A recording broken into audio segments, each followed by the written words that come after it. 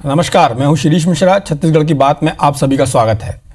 प्रदेश सरकार ने जमीन आवंटन प्रक्रिया को सरल बनाते हुए इसके आवंटन का अधिकार कलेक्टर्स को दे दिया है। इस नई प्रक्रिया में सत्ता पक्ष और विपक्ष में जमकर बयानबाजी भी जारी है। बड़ी बात यह है, इस बात को सरल बताया जा रहा है और प्रक्रिया का लाभ उठाने की बात कही जा रही है कि ज़रूरतमंदों को इसका लाभ मिलेगा। लेकिन इस जो सरलीकरण की प्रक्रिया है, इसका लाभ चंद लोग और भूमाफिया तो नहीं उठाएंगे। इन सब बातों पर हम चर्चा करेंगे और जो संबंधित लोग हैं, भारतीय जनता पार्टी से बृजमोहन अग्रवाल जी आएंगे हमारे साथ और कांग्रेस से मंत्री शिव डेहरिया जी इस चर्चा में हिस्सा लेंगे। हम इसके सारी प्रॉस कॉन पर चर्चा करेंगे कि ये लोगों के लिए हितकारी है या नहीं। लेकिन उससे पहले देखते हैं एक रिपोर्ट।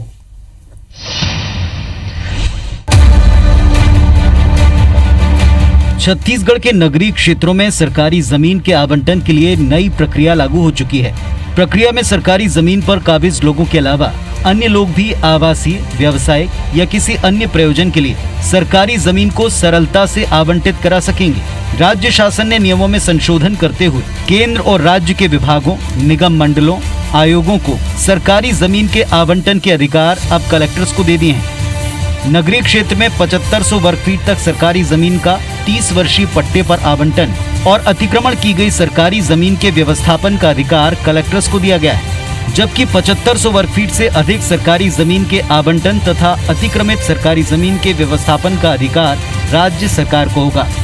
जिन लोगों ने कब्जा कई साल से करके रखा हुआ है, 20 साल 25 साल से कब्जे में रखे हुए हैं, उन जमीनों का नियमितीकरण हो जाए और हम उनको उस ज़मीन का रजिस्ट्री करके उनका मालिकाना हक दे दें तो उनको भी लाभ होगा और सरकार को भी उससे कुछ राजस्व की प्राप्ति होगी। राज्य सरकार के इस नए आदेश के बाद सत्ता पक्ष और विपक्ष में बयानबाजी का जबरदस्त दौर शुरू हो चुका है। भाजपा का कांग्रेस सरकार पर सीधा आरोप है कि वो सरकारी जमीन की बंदरबांट का रास्ता खोल चुकी है, तो वहीं कांग्रेस ने पलटवार करते हुए बीते भाजपा शासनकाल में किसानों का पानी और राज्य के संसाधनों को बेचने का आरोप लगाया। नेता प्रतिपक्ष धर्मलाल कौशिक का आरोप है कि कुछ बड़े लोगों को फायदा पहुंचाने के लिए सोच समझकर ये काम किया गया, जिससे बिल्डर और भूमाफिया को लाभ होगा। वहीं मंत्री शिव डेहरिया का तर्क है कि प्रदेश सरकार सालों से सरकारी जमीन पर काबिज लोगों को मालिकाना हक दे रही है, जो प्रक्रिया भू राजस्व संहिता में भी है। मुझे लगता है कि इस प्रकार की यदि आवंटन की कार्रवाई होगी तो केवल बड़े लोगों को फायदा मिलेगा। मुझे ऐसा लगता है कि सोची समझी रणनीति के तहत कुछ लोगों को लाभ पहुंचाने के लिए सरकार के द्वारा जो नीति बनाई गई है अव्यवहारिक है और ऐसे निर्णय पर रोक लगनी चाहिए। ये छत्तीसगढ़ की सरकार जो हमको अतीत में मिला है, इतिहास हमारे धरोहर के रूप में मिला है, अब उन जमीनों को बेचने का प्रयास कर रहे हैं, इसका बंदरबाट कर रहे हैं सरकारी रेट के आधार पर। ये कृत्य जो है ये आपराधिक कृत्य है। दिवालियेपन पर उतर गई है सरकार। भारतीय जनता पार्टी ने 15 साल में छत्तीसगढ़ के किसानों का जमीन बेच दिया। क्या चीज बचा जिसको भारतीय जनता पार्टी ने नहीं बेचा? और भारतीय जनता पार्टी के पास कोई काम नहीं है, ना उनके पास कोई मुद्दा है, इसलिए इस तरह के अनर्गल आरोप को लगाते हैं। इस नई व्यवस्था पर सबसे बड़ा सवाल यही है कि क्या इस सुधार के जरिए चंद लोगों और भूमाफिया को फायदा होगा? क्या इससे जरूरतमंदों को जमीन का हक मिलेगा? क्या इसके लिए धरातल पर वास्तविक सर्वे किया गया? फिलहाल तो इस पर दोनों तरफ से आरोप प्रत्यारोप का सिलसिला जारी है। सौरभ सिंह परिहार, IBC 24, रायपुर।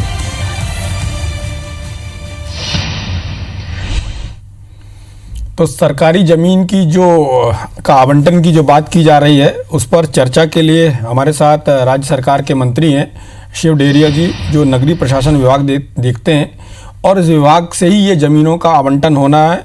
वैसे तो होना कलेक्टर्स के माध्यम से है। डेहरिया जी, आपका बहुत बहुत स्वागत है हमारे इस खास कार्यक्रम में।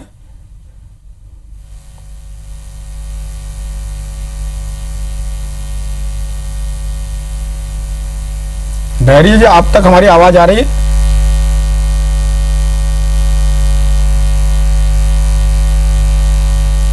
लगता है डेहरिया जी तक हमारी आवाज नहीं जा रही है।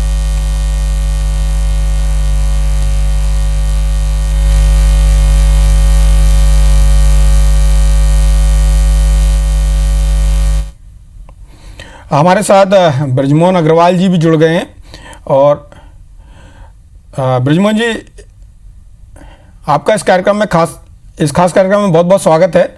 हाँ, बोलिए। ब्रजमोहन जी, आपकी पार्टी, विशेष रूप से आपके जो नेता प्रतिपक्ष हैं और बाकी लोग हैं, वो लगातार आरोप लगा रहे हैं कि ये सरकार कुछ लोगों को, बिल्डर को, माफिया को लाभ पहुंचाने के लिए सरकार ये स्कीम लेकर आई है। आपको क्या लगता है कि सरकार का उद्देश्य लोगों को जो ज़मीन पर काबिज हैं उनको ज़मीन देना है, कि कुछ वर्ग विशेष के लोगों को या अपनी पार्टी विशेष के लोगों को या कुछ ऐसे लोगों को जो सरकार के प्रिय हैं उनको देना है, जैसा कि आपकी पार्टी के लोग आरोप लगा रहे हैं?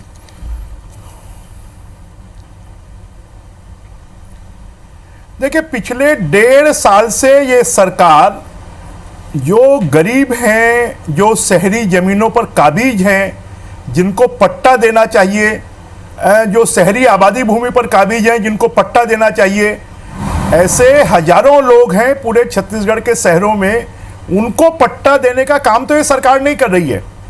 जो ग्रामीण आबादी को पट्टा देने का काम भारतीय जनता पार्टी की सरकार ने शुरू किया था, वो ग्रामीण आबादी को भी पट्टा देने के बजाय भारतीय जनता पार्टी की सरकार ने निर्णय लिया था कि वो बिना पैसे के पट्टा दिया जाएगा। अब ये सरकार जो उनसे 102% पैसा मांग रही है कि आप ये पैसा देंगे तो आपको पट्टा मिलेगा। आखिर अगर लोगों को सबसे पहले तो जो लोग जिस जमीन पर काबिज हैं उनको पट्टा देने की जो बात है, उनको पट्टा देना चाहिए। और गरीब आदमी अगर उसको पट्टा मिलना है तो उसको 102% वो कहां से देगा पैसा? उसको तो पट्टे का अधिकार है, और पट्टे के अधिकार के तहत शहरी आबादी भूमि पर जो लोग पट्टे में हैं, और बहुत से ऐसे लाखों लोग हैं जिनके पट्टे का रिन्यूअल होना है, वो पट्टे का रिन्यूअल भी नहीं हो रहा है, तो लाखों लोग परेशान हैं और कहीं पर भी किसी भी प्रकार का। और इन्होंने एक नया वो ले आया कि 7,500 स्क्वायर फीट तक की जमीन, सरकारी जमीन, उसको कोई भी ले सकता है। तो अब एक नई लूट मार और शुरू हो गई। अब गांव-गांव में लोग परेशान हैं, शहरों में परेशान हैं कि जो जमीनें कहीं अस्पताल के लिए चाहिए, कहीं स्कूल के लिए चाहिए, कहीं कॉलेज के लिए चाहिए, कहीं सामुदायिक भवन के लिए चाहिए, और ये सब जमीनें बिक जाएंगी तो आने वाले समय पर सरकारी उपयोग के लिए, सार्वजनिक उपयोग के लिए जगह बचेगी कि नहीं बचेगी? लेकिन ब्रजमोहन जी, जमीन के जिस टुकड़े की बात की जा रही है वो 7500 स्क्वायर फीट का है, तो उसमें कहाँ से स्कूल, कॉलेज और अस्पताल बन पाएंगे? अब आपको ये बता दूं, सिर्फ 7500 स्क्वायर फीट की नहीं है, लोग एकड़ों की जो जमीनें हैं, ये तो अधिकार दिया गया है, बाकी जमीनें देने के लिए भी अधिकार दिया है कि उसको सरकार को भेजेंगे। और लोग एकड़ों में, अभी अभनपुर के विधायक धनेंद्र साहू जी ने कि उनकी 100 से ज्यादा एकड़ जमीन जो है वो लोगों ने खरीदने के लिए, कि जो सरकारी जमीन है उसको सरकारी मूल्य देकर लोग खरीद सकते हैं, इस बात की भी व्यवस्था इन्होंने की है। और उसके कारण बहुत जगह चारों तरफ जो हाहाकार मचा हुआ है कि बहुत जगह भी, मेरे ही विधानसभा क्षेत्र भाटा गांव में स्कूल के लिए जमीन वहां पर नहीं है, कॉलेज के लिए वहां कॉलेज खुल गई है, कॉलेज के लिए जमीन नहीं है। पूरे गांव के लोग इकट्ठे होकर आए थे कि वहां के जो पुराने आरआई पटवारी हैं, उन्होंने उस जमीन को अपने नाम खरीदने के लिए उन्होंने आवेदन लगा दिया है और उन्होंने सब जगह से एनओसी लेकर जमा कर दिए। शिव डेहरिया जी भी हमारे साथ जुड़ गए हैं। डेहरिया जी, ब्रजमोहन जी ने कुछ सवाल खड़े किए हैं और लगता है कि उनका जवाब सरकार की तरफ से आना ही चाहिए। जिस तरह का उन्होंने अपने विधानसभा क्षेत्र का एक उदाहरण दिया, भाटा गांव का, कि आरआई पटवारी खुद ही ज़मीन पे काबिज होना चाहते हैं, उसको ख़रीदना चाहते हैं और उनने सारे क्लियरेंस लेके रखे हुए हैं। और जैसा कि आपकी पार्टी के अभनपुर के विधायक हैं धनेंद्र साहू जी, उन्होंने भी इस पर अपनी आपत्ति जताई थी, जिस तरह से सरकारी ज़मीनों पर कब्जे की एक लूट जैसी उन्होंने बात की थी। तो मैं चाहूँगा कि जो सवाल खड़े हो रहे हैं, जिस पर भारतीय जनता पार्टी के नेता भी आरोप लगा रहे हैं और लोगों के मन में भी एक सवाल है, उनका जवाब दिया जाना चाहिए।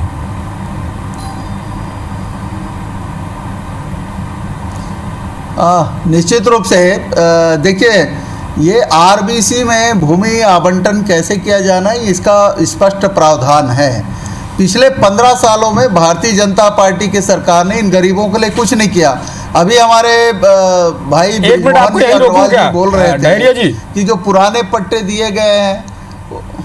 डेहरिया जी, ब्रजमोहन जी का कहना है कि भारतीय जनता पार्टी ने गरीबों को पट्टे दिए थे निःशुल्क, और आपकी पार्टी 102% पैसा लेकर उनको दे रही। वो पैसा कहां से लाएंगे गरीब? इसका जवाब भी इसके साथ ही दे दीजिएगा।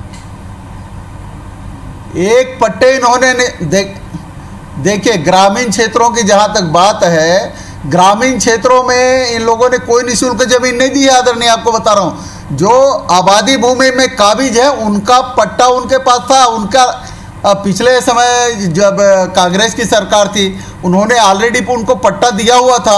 उसी पट्टे पे ये हमारे मुख्यमंत्री जी का, पुराने रमन सिंह जी का और राजस्व मंत्री जी का फोटो चिपका के दोबारा उसकी डुप्लीकेसी कर दी। इन लोगों ने कोई अलग से पट्टा नहीं दिया, ना ही शहरी क्षेत्रों में जो हम पट्टे हमारे अर्जुन सिंह जी के समय में, दिग्विजय सिंह जी के समय में जिन गरीबों को पट्टे दिए थे 25-30 वर्ष के लिए, उनका कहीं उन लोगों ने नवीनीकरण भी नहीं किया। अब ये आपत्ति उठाते हैं कि सरकारी ज़मीन हम बेच रहे हैं। भैया, जो काम आपने गरीबों के लिए नहीं किया, हमारी सरकार उन गरीबों को उनका मालिकाना हक देना चाहती है। ये आरबीसी में प्रावधान है जमीनों के आवंटन का।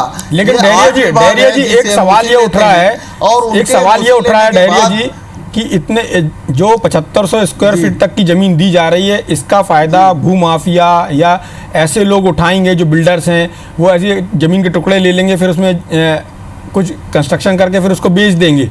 ये भी एक सवाल खड़ा हो रहा है। ये नहीं, सवाल ही नहीं है। इसकी जांच हो रही है, और जो लोग पहले से जिन ज़मीनों में काबिज हैं, हम उन लोगों को उनका मालिकाना हक देना चाहते हैं। शहर में आप देख लीजिए, अधिकांश सरकारी ज़मीनें में गरीब लोग छोटे छोटे कोई 800 में, कोई 700 में बना के रह रहे हैं, 1000 स्क्वायर फीट में, 15 स्क्वायर फीट में उनका कब्जा है बरसों से, जो 20-20 साल से, 25 साल से रह रहे हैं। 19 नवंबर 2018 के पहले जो नगरीय निकाय में शासकीय ज़मीन में काबिज थे, उन लोगों को हमने राजीव आश्रय योजना के तहत उन लोगों को उनको पट्टे देने की व्यवस्था कर रही है। अधिकांश लोगों को जो काबिज है उनको पट्टे दिए गए। अब जो बच गए हैं, जो निर्धारित सीमा से ज़्यादा हो रहे हैं, जैसे नगर पंचायतों में 1500 स्क्वायर फीट दे रहे हैं, नगर पालिकाओं में 1200 स्क्वायर फीट। डहरिया जी, पर ब्रजमोहन जी का एक सवाल बहुत अच्छा है, और नगर इतना पैसा वो लोग लाएंगे कहाँ से? गरीब लोग हैं, कहाँ से पैसा लाएंगे?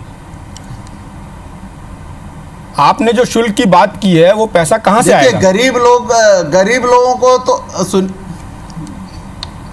देखिए, गरीब लोगों को तो हम निःशुल्क दे रहे हैं। गरीब लोगों को राजीव आश्रय योजना के तहत हम निःशुल्क दे रहे हैं। 1500 स्क्वायर फीट नगर पंचायतों में, 1200 स्क्वायर फीट नगर पालिका में, और 800 से 900 स्क्वायर फीट नगर निगमों में दे रहे हैं। और उसके बाद जो ज़्यादा बड़े जगहों में काबिज हैं 5000 स्क्वायर फीट में, तो अभी क्या है, सरकार के तक जाने का था।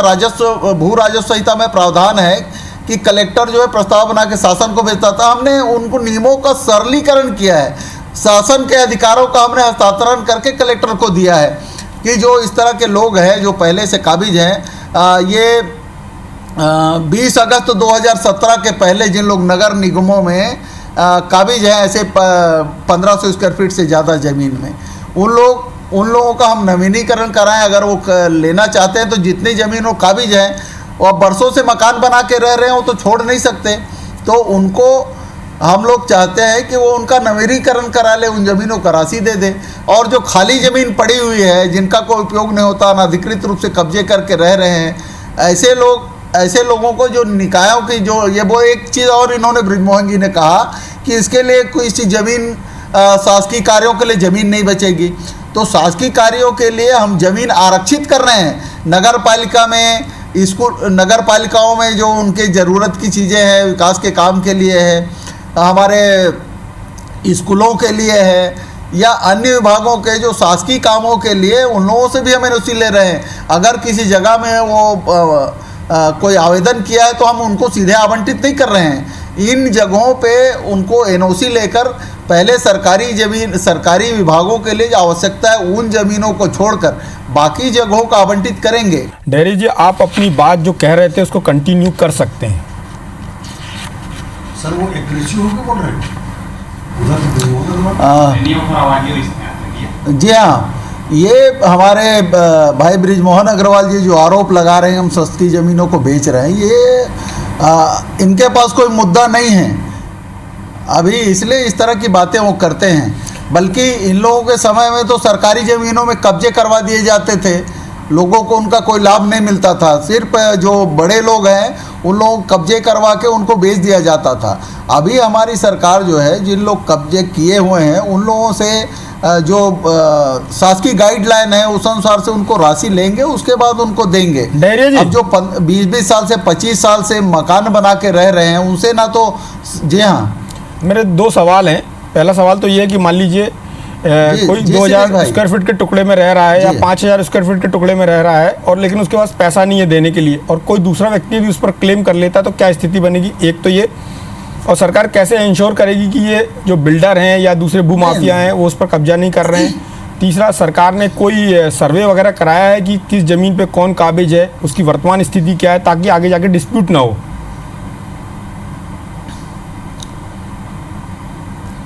निश्चित रूप से सरकार ने इसका सर्वे कराया हुआ है, और किस जमीन में कौन काबिज है इसकी पूरी जानकारी सरकार के पास है। 20 अगस्त 2017 के पहले जो अतिक्रमण किए हुए हैं उनकी सारी सूची हमारे पास है, और उस सूची के आधार पर भी हम कार्रवाई कर रहे हैं। ऐसे नहीं कि आज कोई आदमी आ गया और आवेदन कर दिया और हम उनका स्वीकृत कर रहे हैं, ऐसा नहीं है। सरकार उसके लिए उससे एक तो राशि भी ले रही है, और जो बरसों से काबिज है उनके पास पैसा नहीं है, तो एक मंजिल 2 मंजिल बिल्डिंग बना के कैसे रह सकता है? ये जो लोग हैं जो पक्की बिल्डिंग बना के रह रहे हैं 1500 स्क्वायर फीट में, 2000 स्क्वायर फीट में, तो निश्चित रूप से उनके पास राशि रहेगी, और हम उसको प्रयास कर रहे हैं कि इन लोग जो सरकारी रेट है उससे कम रेट में भी है, तो उन पर कई लोग आवेदन कर रहे हैं जो खाली जगह है उन पे, तो उनकी हम नीलामी करेंगे। एक जगह के लिए कोई आवेदन आया है और उसी जगह पे 2 आवेदन 4 आवेदन आते हैं, तो उनकी नीलामी होगी, और नीलामी के बाद दिया जाएगा। ऐसे किसी को सीधे आवेदन कर दिया उनको आवंटित कर दिया, ऐसी कोई बात नहीं रहेगी। डैरी जी, वो तो समझ में आ गया कि जो जहाँ पर काबिज है, जो खाली ज़मीन है उस पर आप नीलामी के तहत कर लेंगे यदि 1 से ज़्यादा आवेदन आते हैं तो। लेकिन यदि कोई व्यक्ति अपनी जगह पर है और उसके पास आपको देने के लिए पैसा, मतलब सरकार को देने के लिए पैसा नहीं है, तो उस स्थिति में क्या होगा उसका?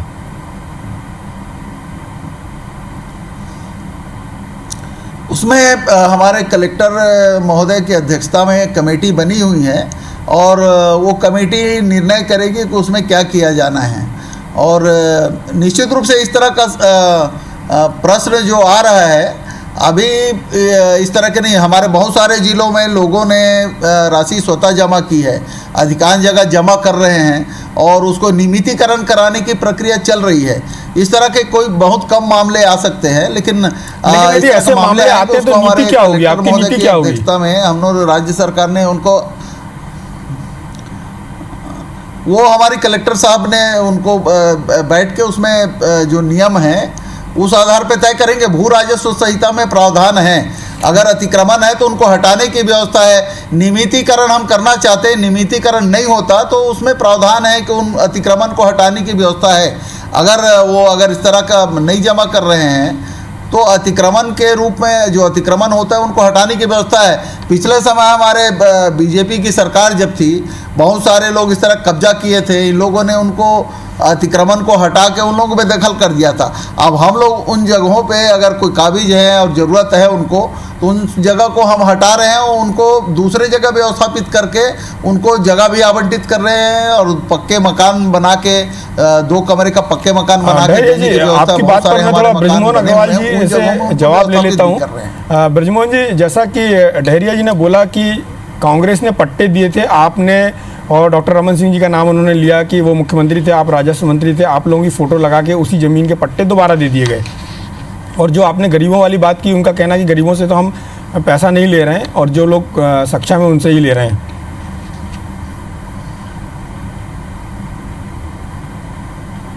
देखिए, आज 1.5 साल से ज़्यादा भूपेश बघेल जी की सरकार को, डहरिया जी की सरकार को हो गया है। पिछले 1.5 सालों में एक आदमी को भी पट्टा दिया है क्या पूरे छत्तीसगढ़ में?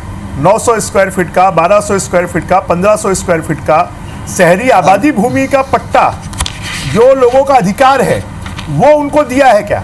आखिर गांव में जिन लोगों को पट्टा देने की बात भारतीय जनता पार्टी की सरकार ने कि गांव की आबादी भूमि पर लोग काबिज हैं, उनके पास पट्टा नहीं होने के कारण उसका वो लोन नहीं ले पाते थे, उसका उपयोग नहीं कर पाते थे, उनको पट्टा देने का काम किसी ने किया? तो भारतीय जनता पार्टी की सरकार ने किया। ये शायद इतिहास का सबसे बड़ा काम था कि गांव के लोग जिस जमीन पर काबिज थे उनको अधिकार दिया गया। शहरी आबादी भूमि का पट्टा लेने का निर्णय भी हमारी सरकार ने कर लिया था, और उसको इम्प्लीमेंटेशन कांग्रेस की सरकार को करना था, उन्होंने अभी तक नहीं किया है।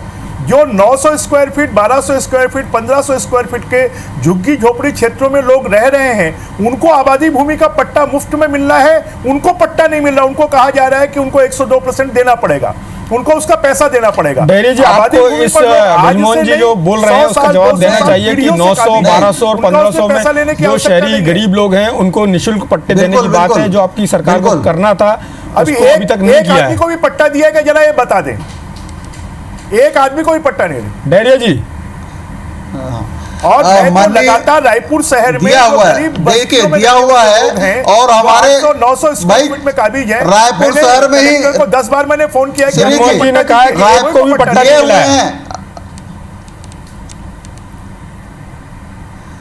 भैया 6,789 लोगों को पट्टे मिल चुके हैं। ब्रिजमोहन अग्रवाल जी को कुछ पता नहीं है, और ब्रिजमोहन अग्रवाल जी चाहे तो मैं उनकी सूची आप उनको भिजवा दूंगा उनके घर में। ब्रिजमोहन अग्रवाल जी को इस चीज की जानकारी नहीं है, ये खाली नियम बनाते थे और कुछ करते नहीं थे। हमने तो गरीबों को पट्टे उपलब्ध करा दिए 1.5 साल में। 15 साल में इन लोगों को गरीबों को उजाड़ने के अलावा दूसरा कोई काम नहीं किया, सिर्फ नियम बनाते रहे, कागजों में इनकी योजनाएं चलती रही, लेकिन इन गरीब लोगों को कहीं कोई लोगों ने लाभान्वित नहीं किया। शहर में हमारी माननीय मुख्यमंत्री जी ने जो नियम बनाया उनका क्रियान्वयन भी किया, और हम लोगों ने 6779 पट्टे दिए जा चुके हैं। आदरणीय भाई ब्रिजमोहन अग्रवाल जी को जानकारी नहीं है, और ये बोल रहे हैं, तो हम इनको सूची भी उपलब्ध करा देंगे, और इनको बता भी देंगे कि 15 साल में लोगों ने एक भी पट्टा नहीं दिया, और हमारी 1.5 हमारे कार्यक्रम भैया का मैं समय तो भी बता समाप्त रहा हो हूँ, रहा है, 67 और चर्चा मुझे लगता है एक आर्थिक दिशा में आपको बड़ी है, जानकारी है ही नहीं। सरकार का जो ये निर्णय है इसका दुरुपयोग ना हो, हमारी चिंता ये थी। और जैसा कि मंत्री जी की बातों से लग रहा है कि इन चीज़ों का दुरुपयोग नहीं होगा, सरकार ने एक सिस्टम बनाया है जिसके तहत काम होगा। चर्चा में भाग लेने के लिए आप सभी का बहुत बहुत धन्यवाद। नमस्कार।